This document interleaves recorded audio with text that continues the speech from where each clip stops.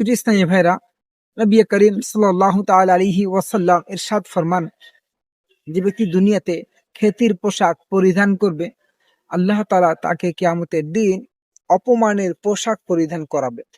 খেতির পোশাক কাকে বলে?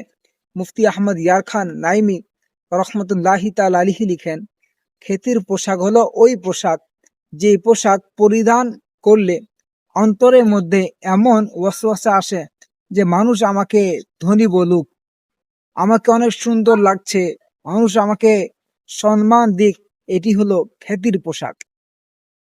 তদানুরূপ এমন পোশাক পরিধান করা যেই পোশাক পরাতে লোকেরা তাকে আল্লাহওয়ালা মনে করুক, বুজুর্গ ব্যক্তি মনে করবে, এমন পোশাকও খ্যাতির পোশাক। তাই প্রিয় ইসলামী ভাইরা, পোশাক পরিধান করার পূর্বে অবশ্যই আমাদেরকে সতর্ক হওয়া, ভালো ভালো নিয়তে পোশাক পরিধান করা। আল্লাহ করিম আমাদেরকে ভালো নিয়তের সাথে পোশাক পরিধান করার তৌফিক দান করুক, আমিন।